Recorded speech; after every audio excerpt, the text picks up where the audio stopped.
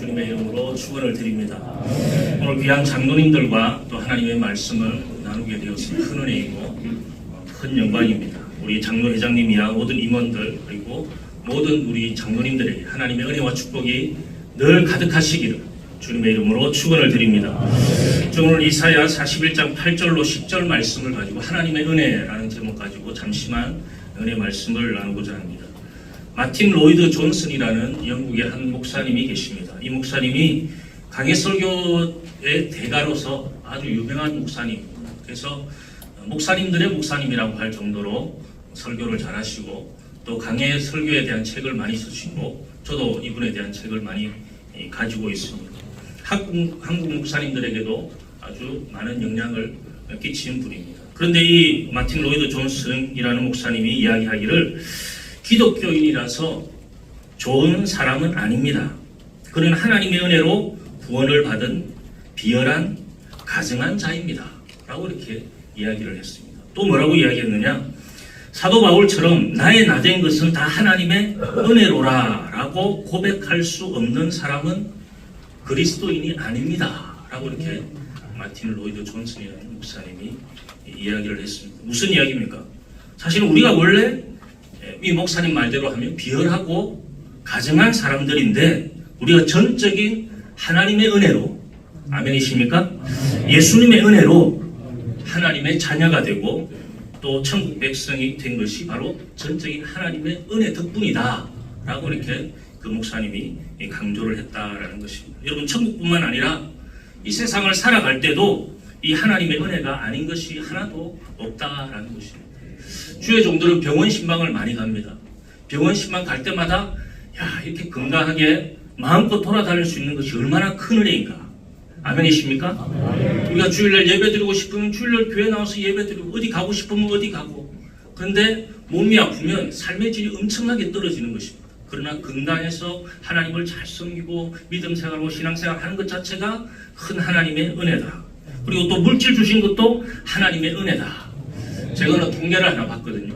그게 보니까 연봉 4,500만 원이면 세계 상위 1%에 해당이 된답니다. 그러니까 월급으로 따져보면 한 달에 370만 원 이상을 받으면 이 세계 70억, 75억 인구 중에서 1%에 속한다는 것입니다. 상위 1%에. 우리나라 사람들은 워낙 잘 사는 사람이 많고 하니까 이렇게 비교하다 보니까 우리가 뭐 잘 산다 이런 생각을 못하니 세계 사람들하고 비교해보면 우리가 상위 1%, 거의 다가 상위 1%에 다 들어가는 아니면 상위 2%, 상위 3% 그렇게 지금 우리가 잘 살아가고 있다라는 것입니다. 이렇게 물질 주신 것도 여러분 하나님의 은혜인 줄로 믿습니다. 또 세계 최대 교회의 장로님으로 봉사하는 것 하나님 큰 은혜인 줄 믿습니다. 저도 세계에서 제일 큰 교회에서 이렇게 사역할 수 있는 것 큰 하나님의 은혜인 줄 믿습니다.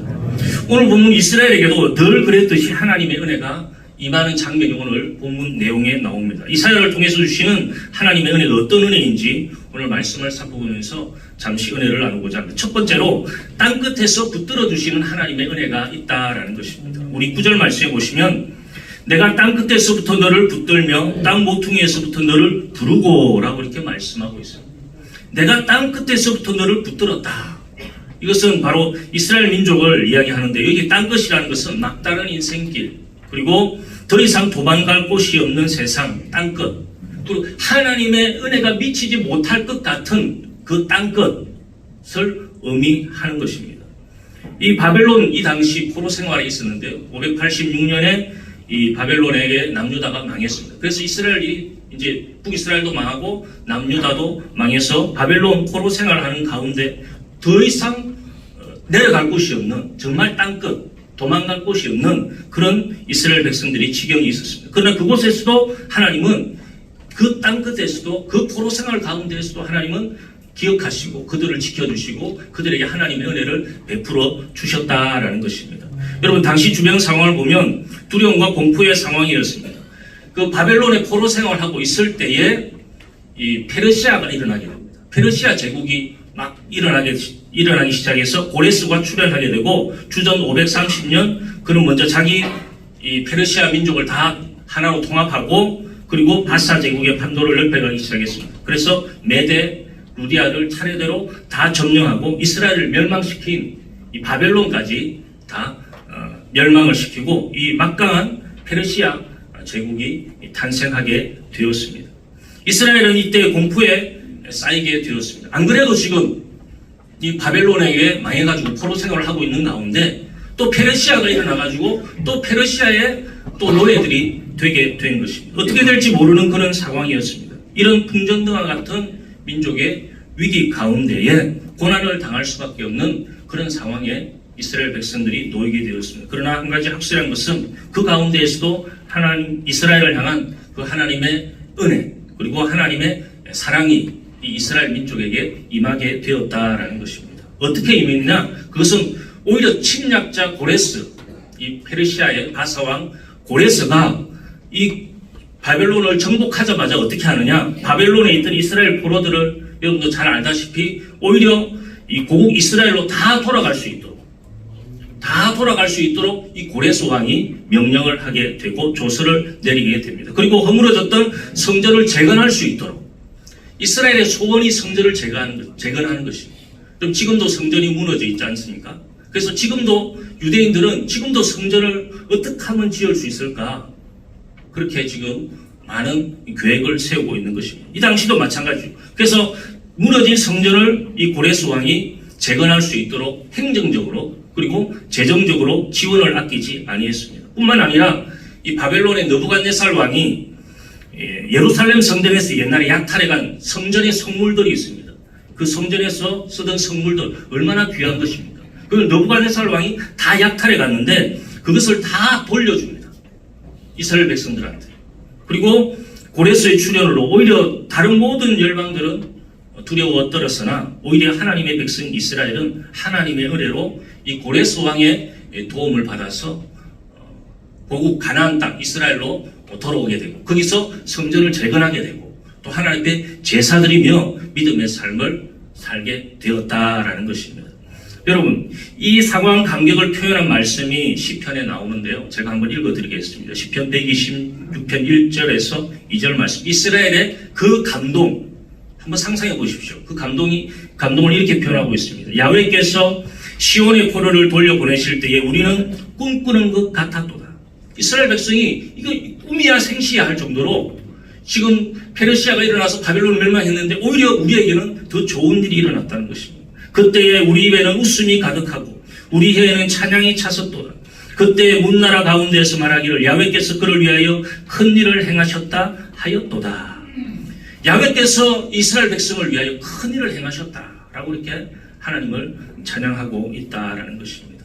오히려 바사의 고레스가 바벨론을 멸망시킴으로 이스라엘은 회복되게 되고 고난 가운데서 개인의 신앙의 삶이 회복되고 우리 하나님께서 역사하여 주셔서 협력해서 선을 이루어 주시고 오히려 전화위복의 계기가 되도록 우리 하나님께서 만들어 주신 줄로 믿습니다.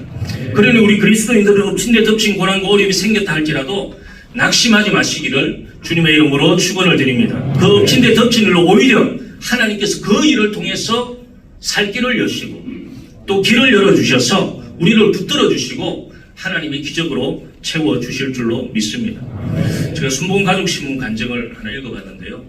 이육은 안수 집사님 간증인데 둘째 딸이 이제 어릴 때입니다. 둘째 딸이 이제 태어나서 100일이 됐는데 구토와 설사를 자주 하더랍니다. 근데 이 심한 잔병치레로 하루도 그늘 날 없이 눈만 뜨면 병원에 왔다 갔다 했습니다. 근데 병원에 갔는데도 병원에서는 병명이 없는 것입니다. 병명이 없는데 계속 구토와 설사를 하는 것입니다. 그래서 먹을 것이 없어서 비쩍 말라가겠습니다. 그리고 돈도 벌어도 병원비로 다 들어가는 것입니다.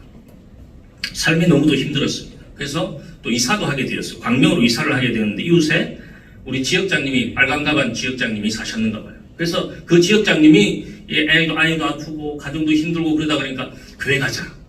교회 가면 하나님이 치료해 주신다. 아멘이십니까? 그렇게 전도하니까 이 아내부터 이제 교회를 나가기 시작했습니다. 어느 정도 다니다가 교회에서 작정 예배 드리자. 그래가지고 이제 지역 식구들하고 같이 작정 예배를 일주일 작정하고 작정 예배를 열심히 들었습니다. 그리고 그 드리면서 아이를 괴롭히는 사탄은 떠나가라. 대적 기도를 일주일 동안 한 것입니다. 그런데 그 일주일이 끝나고 나니까 보채던 그 아이가 보채지 않는 것입니다. 그리고 늘 업어야만 잤었는데, 그러니까 아내가 늘 업어서 재워가지고 이렇게 아이를 키웠는데, 그날부터 잠을 잘 자고, 그리고 그 구토와 설사가 멈추게 되었다라는 것입니다. 그래서 방긋방긋 웃기 시작하고, 또 건강하게 자라는 것을 보게 된 이 남편도, 본인도 이제 안수 집사님도 교회를 나오게 되어서 안수 집사로 또 열심히 봉사하고 섬기고 있다는 간증이었습니다. 여러분, 이 가정은 고난을 통해서 붙들어 주시고 역사하시는 하나님의 손길을 오히려 느끼게 된 것입니다. 가정에 고난이 있죠. 문제가 있죠. 그런데 그 고난과 문제로 인해서 더 하나님 가까이 나아가게 되고, 또 하나님의 기적을 체험하게 되고, 하나님의 응답을 체험하게 되었다라는 것입니다. 그러므로 오늘 이스라엘을 향한 하나님의 은혜처럼, 여러분, 어려운 가운데에서도 우리 하나님께서는 우리에게 은혜를 베풀어 주시는 줄로 믿습니다. 우리를 붙들어 주시고 도와주시는 하나님이신 줄로 믿습니다. 그것을 확실히 믿고 의지하고 나아가게 되시기를 주님의 이름으로 축원을 드립니다. 두 번째로, 우리를 택해 주시고 버리지 아니하시는 은혜를 우리는 깨달아야 된다라는 것입니다. 9절 이하의 말씀에 보면, 내가 이러기를 너는 나의 종이라 내가 너를 택하고 싫어하여 버리지 아니하였다 하였노라 라고 이렇게 말씀하고 있습니다. 너는 나의 종이라 내가 너를 택하고 싫어하여 버리지 아니했다. 내가 택한 것이 아니라, 너가 택한 것이 아니라 내가 택했다. 내가 너를 택해서 불렀다. 아멘이십니까? 우리 하나님께서 우리 장로님들을 택해서 부르신 줄로 믿습니다. 내가 택한 것이 아닙니다. 내가 장로 되고 싶어서 장로 된 것도 아니고, 내가 목사 되고 싶어서 목사 된 것도 아니고, 하나님이 택하고 부르신 줄로 믿습니다. 그런데 그 이스라엘 백성들도 마찬가지다라는 것입니다. 우리들은 죽음의 땅끝, 죄의 땅끝에서, 고난의 땅끝에서 우리를 특별히 택하고 구원하신 하나님이 있다는 것을 우리는 늘 깨닫고 믿음 생활을 해야 될 줄로 믿습니다. 여러분, 아브라함의 아버지는 이름은 데라입니다. 저는 외울 때 될 대로 데라 이렇게 해서 데라 이름을 외우는데, 이 데라 아버지는 우상을 만드는 사람이었습니다. 그러니까 우상을 만드는 사람이었으니까 집안에 얼마나 우상이 가득했겠습니까? 그런데 그 속에서 자란 아브라함을 하나님이 택해 주셨어요. 그리고 믿음의 조상이 되게 하여 주시고, 거부가 되게 하여 주시고, 큰 믿음의 조상으로 지금까지도 이 우리 아브라함이 다 영적인 자손 아닙니까? 아브라함을 높이 세워 주셨다라는 것입니다. 여러분, 하나님이 가장 싫어하는 것이 우상을 섬기는 것입니다. 그런데도 불구하고 하나님이 전적으로 택하고 부르셔서 이 아브라함을 사용하여 주시고, 하나님의 백성 만들어 주시고, 또 하나님의 믿음의 조상으로 만들어 주셨다라는 것입니다. 성경에 보면 야곱이 나옵니다. 야곱은 장남이 아닙니다. 장남의 축복을 받을 수가 없습니다. 장자의 축복을 절대 받을 수가 없습니다. 왜? 다시 들어가서 다시 태어나기 전에는 장자의 축복을 받을 수 없는 태생적인 한계를 가진 사람이 야곱이었습니다. 그러나 여러분, 우리가 고백할 때 뭐라고 고백합니까? 아브라함의 하나님, 이삭의 하나님, 야곱의 하나님이라고 고백하거든요. 야곱이 장자가 되어버렸어요. 근데 하나님의 전적인 은혜인 줄로 믿습니다. 하나님이 택해 주셨다라는 것입니다.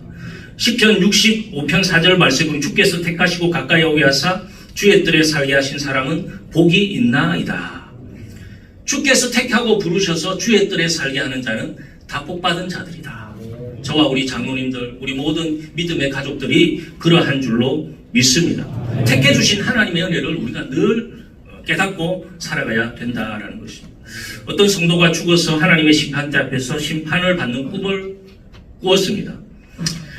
그때 물어보는 것입니다. 하나님께서 그대는 항상 선했는가? 그러니까 자기를 돌아보면 항상 선하지 못했거든요. 아닙니다. 그럼 그대는 항상 어려웠는가?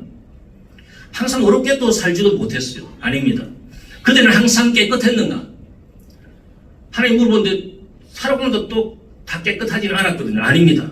그 성도는 곧 저주가 내릴 것이라고 생각하며 고개를 푹 숙이고 꿈에 있었습니다. 그때 밝은 빛이 환하게 비추며 예수 그리스도의 얼굴이 나타났습니다. 예수는 이 성도를 꼭 껴안고 보좌를 향해 올려보면서 하나님께 이렇게 이야기했습니다. 아버지, 이 사람은 항상 선하지 못했고 항상 의롭지 못했고 항상 깨끗하지 못했으나 세상에서 그는 저의 편에 서 있었으니 지금 여기에서는 제가 이 사람의 편에 서겠습니다. 라고 이렇게 예수님이 이 사람을 변호해 주었다라는 것입니다. 여러분, 무슨 이야기입니까? 지금 우리 예수님이 우리와 함께 하시는데, 우리가 항상 선하지 못하고 의롭지 못했고 항상 깨끗하지 못했으나 하나님의 은혜로, 예수님의 은혜로 우리가 부름받아 택함받아 하나님의 구원의 은혜를 누리고 성령이 우리를 도와주시고 또 아브라함의 축복을 허락하여 주시고 영생 천국으로 가는 복을 받은 줄로 믿습니다.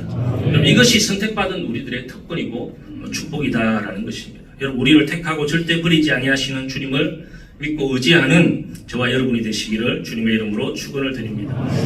세 번째, 마지막으로 함께 하시는 은혜가 있다라는 것입니다. 10절 말씀해 보시면 두려워하지 말라 내가 너와 함께 함이라 놀라지 말라 나는 내 하나님이 됨이라 내가 너를 굳세게 하리라 참으로 너를 도와주리라 참으로 나의 오른손으로 너를 붙들리라 라고 이렇게 말씀하고 있습니다. 두려워하지 말라 내가 너와 함께 함이라 내가 너와 함께 하겠다고 우리 하나님께서 약속하여 주고 있습니다. 당시 이스라엘을 둘러싼 주변 상황은 두려움과 공포의 그런 상황이었습니다. 그러나 하나님이 함께 하시니 오히려 포로에서 그 70년간의 그 바벨론 포로 생활 가운데서 오히려 해방을 얻게 되고 오히려 그 그리던 고향으로 가나안 땅으로 돌아가게 된 것입니다. 여러분, 하나님이 함께하면 두려워할 필요가 없는 것입니다. 전쟁이 나서 포로에 잡혀갔고 그 포로 가운데에서 또 페르시아가 침략해서 페르시아의 속국이 되었는데도 불구하고 하나님이 살 길을 그들에게 이스라엘 백성들에게 열어주셨다라는 것입니다. 그래서 하나님이 함께 하신다. 나는 믿음을 땅끝 그 어려운 그 곳에서도 우리는 믿음을 잃지 않고 늘 믿음을 가져야 된다라는 것입니다. 그러면 우리는 두려워하지 않는 삶을 살아갈 수 있게 된다라는 것입니다. 여러분, 김시습의 그 매월당집이라는 책이 있는데요. 거기에 보면 이런 이야기가 나옵니다. 어떤 사람이 산을 가다가 독사에 물렸어요. 근데 자기는 이제 독사에 물린 줄 모르고 뭐 그냥 가지에 찔린 줄 알고 그냥 걸어가고 있는데 땅꾼을 만났어요. 뱀을 잡는 땅꾼을 만났어요. 땅꾼이 보니까 이건 독사에 물린 자국이거든요. 그래서 당신 지금 독사에 물렸다. 그러니까 그 독사에 물렸다는 그 땅꾼 전문가의 이야기를 듣고 그때부터 시름시름 앓기 시작했다는 것입니다. 그전까지는 괜찮았는데 그 독사에 당신이 물렸다 그 이야기를 듣고 나서부터 시름시름 앓기 시작했다라는 것입니다. 무슨 이야기입니까? 두려움이 사람에게 해를 가져온다라는 이야기입니다. 우리의 삶 속에는 많이 하루에 보통 사람들이 75가지의 근심과 걱정과 두려움을 가지고 살아간대요. 75가지. 그러니까 사실은 75가지 그 일어나지도 않을 일을 우리가 근심하고 걱정하고 두려워하면서 세상 사람들은 살아가고 있다는 것입니다.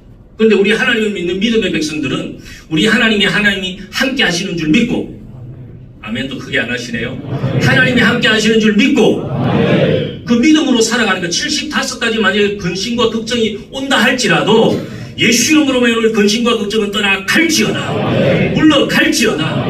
흑암의 세력은 떠나갈지어다. 이 고난이 변하여 축복이 될지어다. 우리는 믿음으로 고백할 수가 있다라는 것입니다. 여러분, 우리는 세상을 살아가면서 많은 유혹과 위험 속에서 근심과 두려움 속에서 늘 살아갑니다. 그러나 우리 하나님께서는 우리와 늘 함께하여 주시는 줄로 믿습니다. 우리 하나님이 함께 하시면 우리는 이 어려움과 문제들, 근심과 걱정거리를 다 떨쳐내고 믿음의 삶을 살아갈 수 있게 될 줄로 믿습니다. 어떤 두 아이가 반에서 장애물 경주를 했습니다. 근데 한 아이는 육상 선수였고 또 다른 아이는 키가 너무 작고 잘 뛰지도 못한 아이였습니다. 다들 육상 선수가 당연히 이길 것이라고 생각했습니다. 그래서 땅 신호가 울리자마자 육상 선수인 아이는 당연히 먼저 뛰어가서 사다리를 통과하고 장애물 경기니까 띵틀을 뛰어넘어 가마니까지 뒤집어 쓰고 나왔습니다. 저만 제 앞에 놓인 쟁반 위에 밀가루에 얼굴을 파묻고는 그 밀가루 속에 접혀진 종이가 있거든요. 그걸 이제 찾아야 됩니다. 입술로 물었습니다. 그리고 관죽성을 향해서 솜살같이 달렸습니다. 그런데 접힌 종이에 펼치는 순간 이 아이의 얼굴이 굳어졌습니다. 앞불사. 그 종이에 접혀있는 그 속에는 뭐라고 적혀 있느냐? 할머니. 할머니를 찾아서 할머니와 함께 결승전까지 가야 된다는 이야기입니다. 장애물 경기니까. 여러분 아마 옛날에 다 해보셨을 것입니다. 근데 할머니라고 쓰여 있는 것입니다. 그래서 그 친구가 아무리 잘 뛰면 못합니까? 할머니가 잘 뛰지를 못하는데 결국 그 아이는 다 이긴 경기를 놓치고 말았다는 것입니다. 반면에 키가 작은 아이는 좀 늦기는 했지만 종이를 펼치는 순간 얼굴이 환해졌습니다. 체육 선생님, 체육 선생님이라고 적혀 있는 것입니다. 그래서 얼씨구나 하고 체육 선생님을 찾아가 손을 잡고 막 뛰는데 아이 그림이 시원찮으니까 체육 선생님이 안 될 것 같은데 야 안 되겠다. 네가 내 등에 업혀라. 그래서 그 아이를 놓고 열심히 뛰어서 결국 이 아이가 1등으로 들어오게 되었다는 이야기입니다. 여러분 무슨 이야기입니까? 생이라는 인생이라는 경주도 마찬가지입니다. 많은 장애물과 고비를 우리가 인생을 살아가면서 우리 장로님들은 더 많이 아마 경험하셨을 것입니다. 그렇지만 예수님과 함께 뛰는 경주라면 그 많은 장애물과 고난 또 자신의 약함이 있어도 우리들은 결과가 1등으로 다 승리하는 그런 믿음의 삶을 살아갈 수 있게 될 줄로 믿습니다. 여러분 예수님께서 내 손을 잡고 뛰시다가 내가 시원찮으면 야 안되겠다 내 등에 업혀라 해서 예수님께서 나를 등에 업으시고 우리의 인생길을 달려가 주신다라는 것입니다.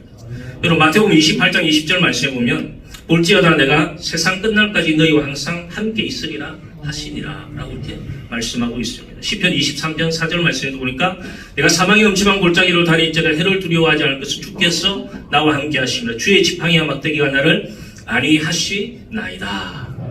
주의 지팡이와 막대기가 나를 안위하시고 늘 하나님이 나와 함께하여 주시는 그 하나님의 은혜를 우리가 지금 누리면서 살아가고 있다는 것입니다.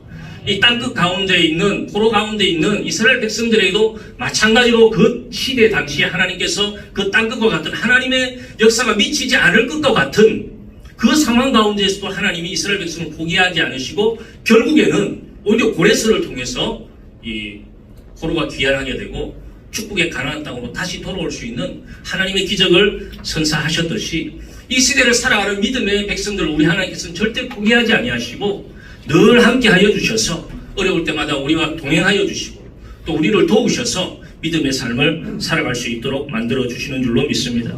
그래서 오늘 본문 10절에서 두려워하지